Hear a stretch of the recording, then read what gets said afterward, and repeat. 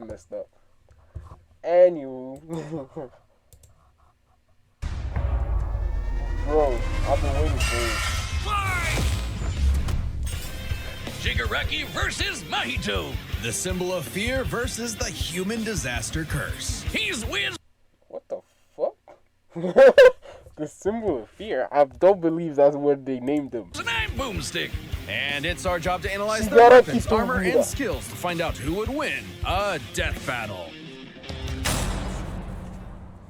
Tenko Shimura was just a sweet, shy boy who loved superheroes. But sometimes the hand of fate can't abide sweet shy boys. Ruthlessly beaten and abused by his hero-hating father, Tenko pushed beyond his emotional limits until he activated his inherent superpower, or quirk. It wasn't something cool like flight or It really wasn't. It was basically a curse, bro. That shit was crazy. super strength. In his terror, he accidentally killed his whole family. Well, except for dear old dad. That one was intentional. Tenko wandered the streets alone, silently begging for someone, anyone, to help him. If only a hero was there to save him.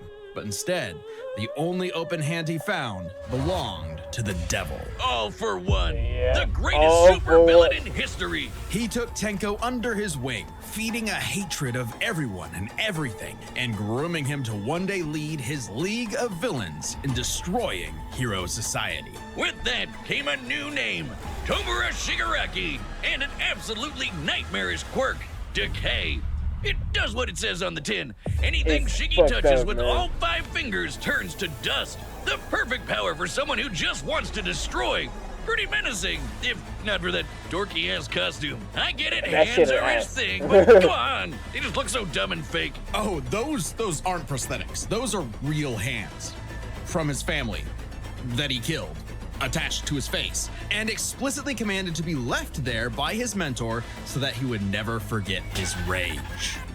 Okay. While his use of decay started off relatively weak, it rapidly increased in power and range as Shigaraki came into his own. Decay isn't even limited to whatever he's touching. Anything that touches something he's decaying also decays. Spreading like an all-consuming miasma that can wipe out anything from an enormous tower to an entire city. If decay reaches you, your only hope is to isolate the body part that is disintegrating before it gets to something vital. After years of training with the greatest supervillain of all time, Shigaraki was finally put in charge of his own team with The League of one Villains. mission. He must kill his master's rival, the All number Might. hero, All Might. Only to fall flat on his face. Shigaraki was a terrible leader, quick-tempered, short-sighted, and, well, Cringe! Oh, he's just so cringe. He uses gamer lingo unironically. He whines like a baby when things don't go his way. He's the kind of guy He's very who would immature. say normie in real life. In front of normies. but they say defeat is the greatest teacher of all. Only through struggle could Shigaraki manifest his dark conviction. Yeah, he evolved, bro. That nigga evolved, bro. He became a demon, bro. At first, he was a baby ass nigga, bro. He was like playing. He complained a lot about stuff. When his plans didn't go well, he would take it out on his team. All that. Then the more he lost, the more he became strong, bro. That shit changed him, bro. He said, "I'm not losing again."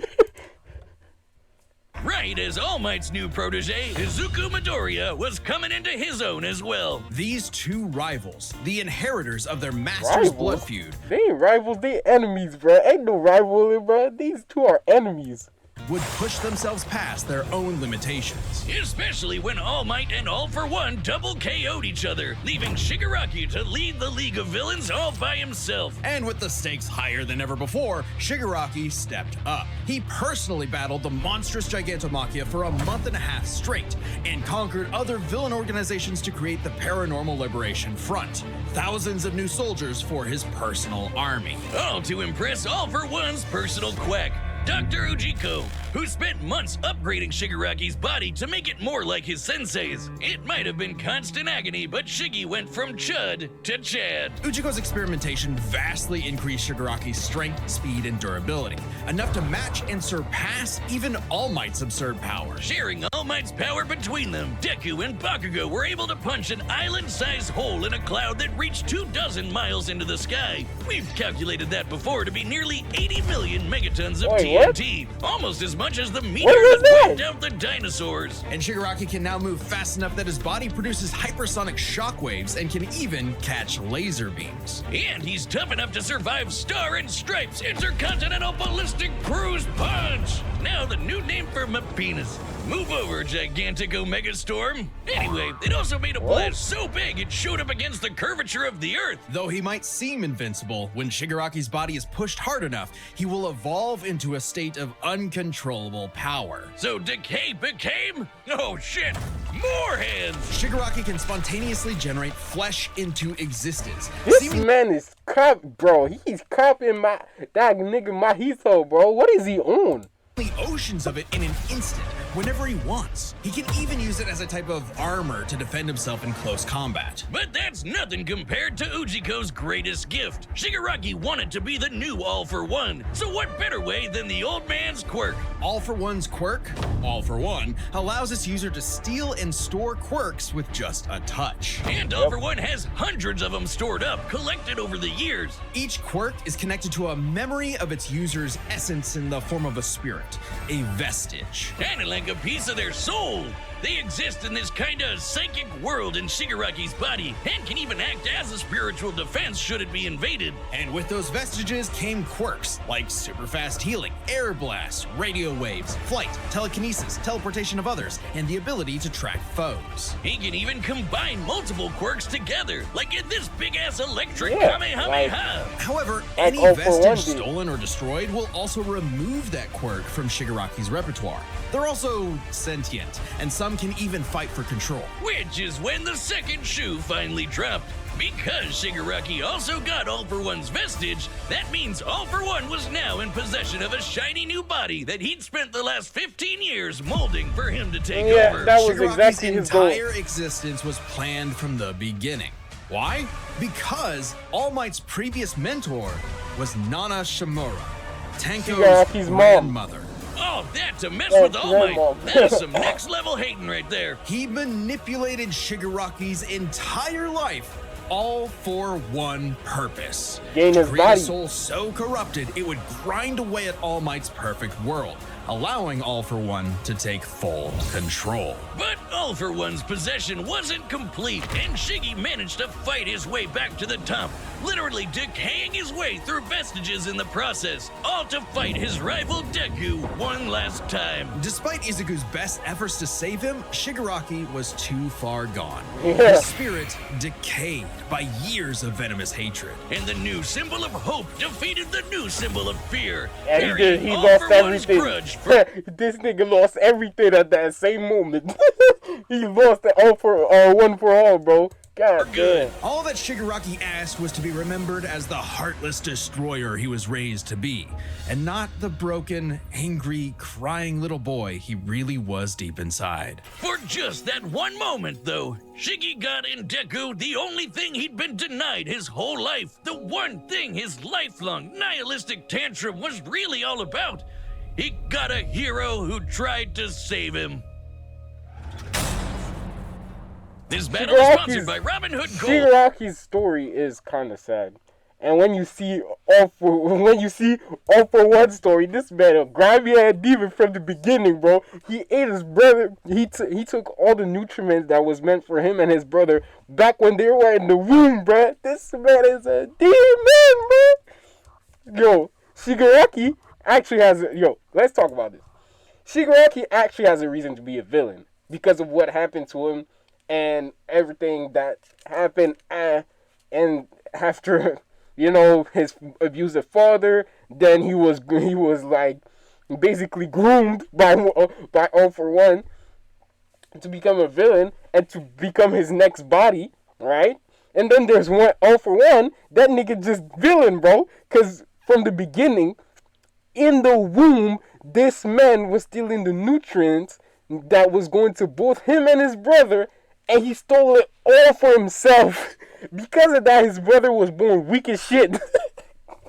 That's so... Yo, can you believe how fucked up that is? Yo, All for One is a demon, bro. He's a menace. And that nigga is too dangerous to be kept alive. Ever since Cain slew his brother Abel and wetted his fields with his blood, man's greatest fear has been his fellow man. But what if this fear took on a life of its own? What if all that negative A emotion curse. humans felt for one another spilled from their bodies and congealed, forming, over time, a living being fueled by malice, which believes in nothing but the law of the jungle? Well, then you'd have the special grade curse with the patch face, Mahito. Yo, hold on. I gotta show you that shit. Hold on.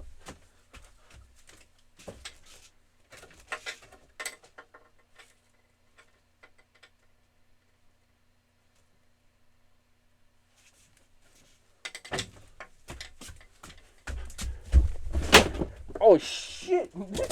I probably just broke something, but it's alright. Mahito! Feel me? Mahito!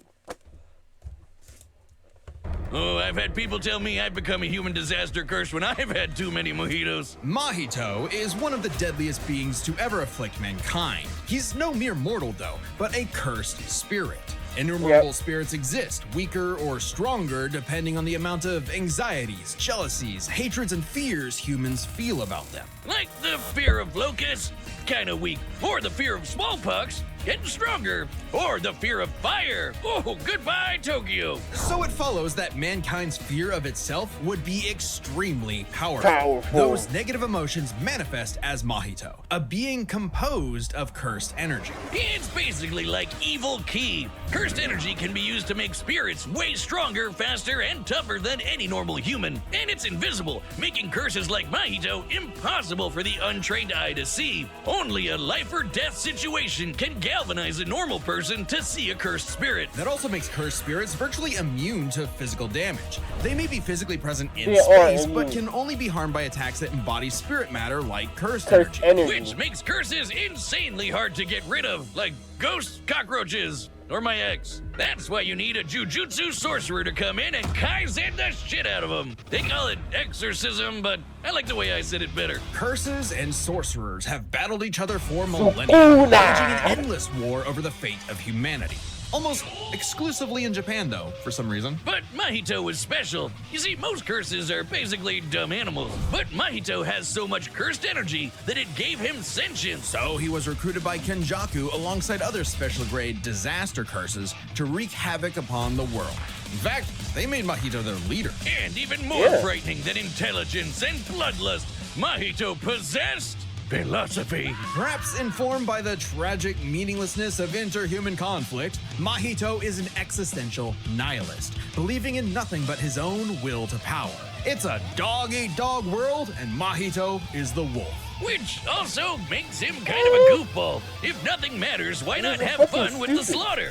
Really get your steps in. He loves to dig around and toy with your emotions like a cartoon character before slitting your throat. An appropriate analogy, considering his curse technique, idol transfiguration. Using his cursed energy, Mahito can control anyone's soul with just a touch, including his own. In fact, he's so good at manipulating his own soul that you can't even kill the bastard without directly targeting it. In Jujutsu Kaisen, the soul and the body share an immutable connection. Whatever happens to the former affects the latter. This lets Mahito squash, Sukuna. stretch, and shape-shift his body into literally anything he wants, like Play-Doh. He can turn his limbs into blades or clubs, grow wings like a bird or fins like a fish, reform his body around injuries, or even create clones. Curse users are naturally unharmed by their own ability. Should he touch a human, though, his alterations to their body are instantly fatal. And since he's attacking your soul, those physical wounds are gonna be impossible to heal. Even if his alteration isn't directly fatal, the human body won't last more than a few moments in a transfigured state. All that with one touch!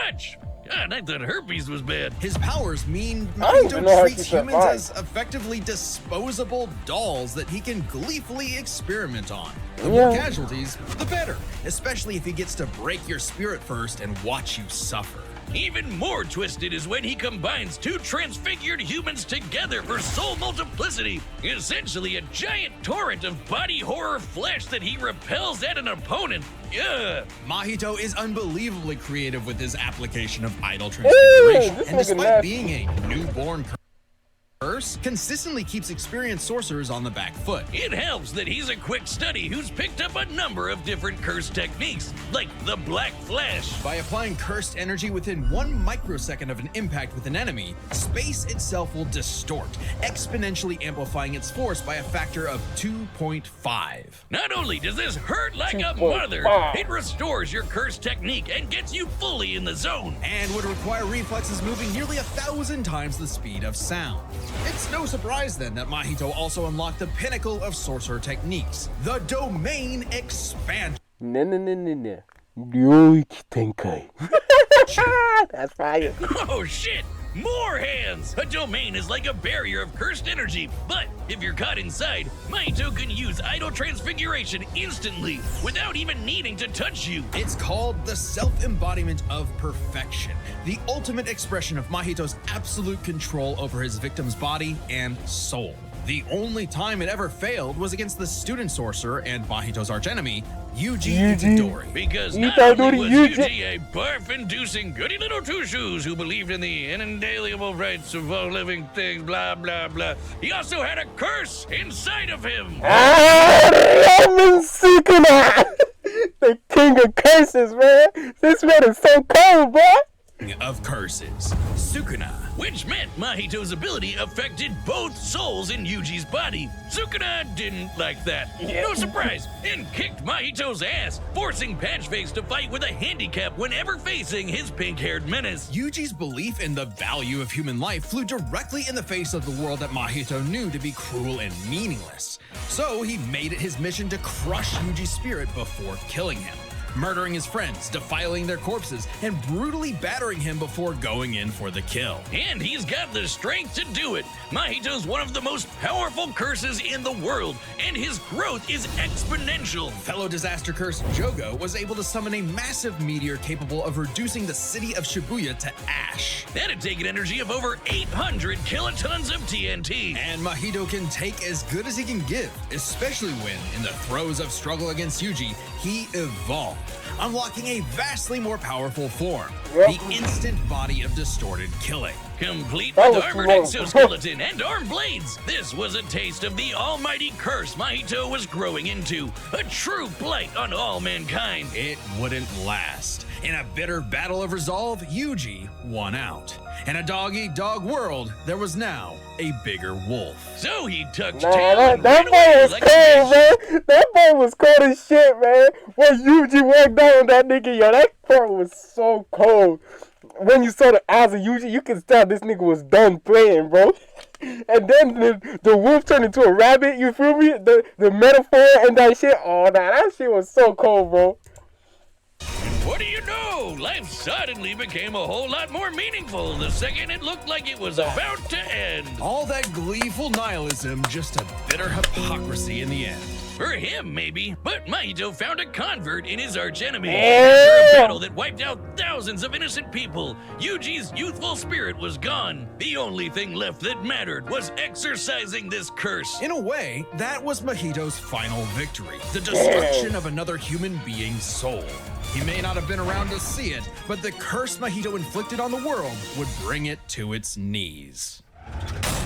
Did it, though? I don't think so. Hey, do you see that join button? Yeah, that one. That's your ticket to being a death battle champion. As a champion, you get all sorts of exclusive. Let's start the fight, bro. For a death battle! Start the fight and stop playing, bro.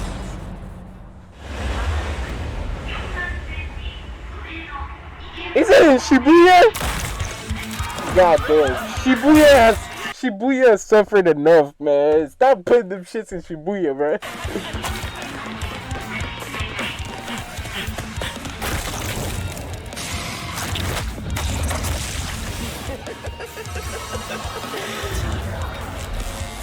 I'd heard of a powerful villain stalking these parts. My organization is going to tear this putrid world down around us. We could use a freak of your talents. He called him a freak. Do I want to be king of the social rejects? How about I bring them your head instead? Fine by me. Let's call this your audition. Sick 'em. The no moves.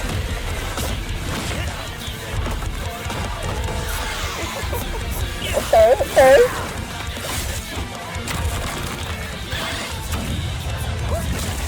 Ooh! Yes, yes. Game over. Damn, them frames was nice.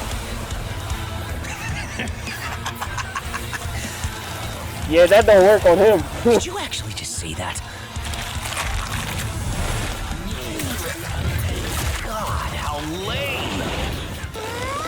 Ew, what the fuck? Alright, hold on. I know Mahito a freak, but he doesn't swing that way, bro.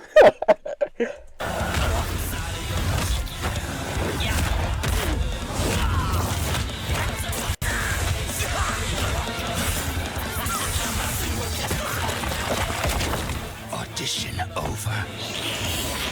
Did I get the part? Okay. Decay! Yeah, why isn't he just playing with this nigga soul?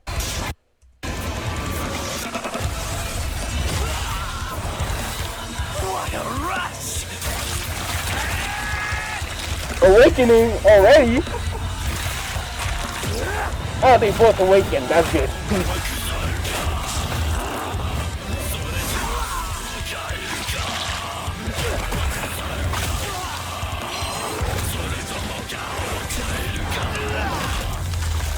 That all you got? It doesn't mean, like, let's be honest, Mahito cannot lose. He can literally remake his whole body with his fucking curse technique. That means that from the beginning, from the jump, he was not going to lose. Domain expansion.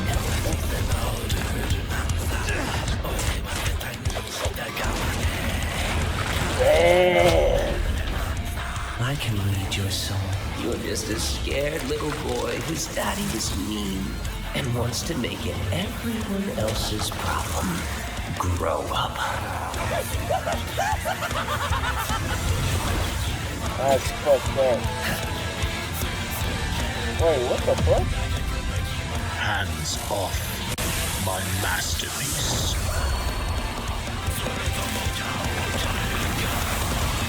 Oh, no, that's not good. I felt your soul too. You only hate humanity because you were born that way. Totally random. I hate them for a reason.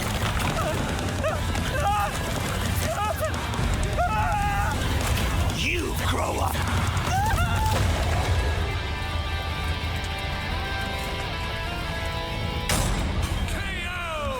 What did I say, Wiz? Like a bitch. With their complex power sets, this match was a puzzle to figure out, which is why we're breaking it down to 3 categories: physical stats, survivability, and their powers. But first, let's address one thing. Could Shigaraki even see Mahito? He's an invisible curse after all. Cursed energy and quirks are notably different, and Shigaraki wouldn't be able to see curses normally.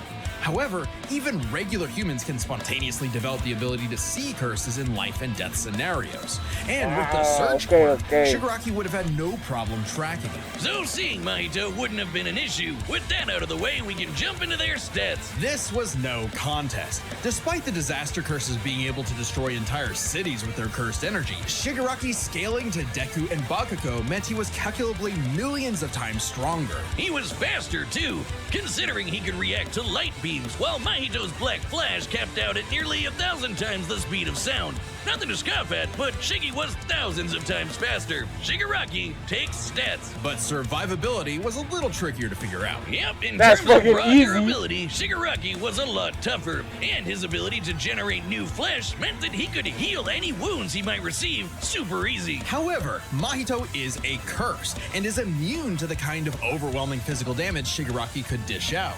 Not only that, Mahito's regenerative ability via idle transfiguration meant that he'd come back from anything short of spiritual damage. Considering Mahito's unique curse body, he should actually get the edge in survivability. Which presents a crucial question. Could Shigaraki even kill a curse like Mahito haven't in the seen first it. place? Or would Mahito's unkillability give him the time he needed to eventually put Shiggy down with Idol Transfiguration? It all comes down to their powers. Shigaraki had a lot more variety with all of the crazy quirks All For One had collected over all the years, but none that we know of could properly kill a curse. That didn't mean Idol Transfiguration was a surefire bet either, though. Of all things, Shigaraki's vestiges served as a spiritual shield from the effects of Idol Transfiguration. The fact that Mahito could not avoid targeting Sukuna while attacking Yuji meant that he couldn't target specific souls inside a person. And Shiggy has hundreds of soul-like entities inside of him. Sure, each one down means he loses a quirk, but that's more than enough time to land a single hit with Decay, especially considering how much faster Shiggy is. And Mahito has no way to defend against Shigaraki's primary quirk. Decay has affected spiritual beings in the past. Again, vestiges. In fact, he was able to damage Deku's vestige and have that damage transferred to the Deku in the real world. Mahito may be made of spirit energy, but he still has a physical form. In fact, sorcerers that couldn't naturally target the soul were able to fight him on even footing. No reason to think Shiggy wouldn't decay him like everyone else. Giving Shigaraki the third and final edge. It was a unique duel to the death, but Shigaraki's overwhelming might, unstoppable powers, and deadly... I don't think so. Alright, but I've been curious about the Asta fight. The fight between Asta and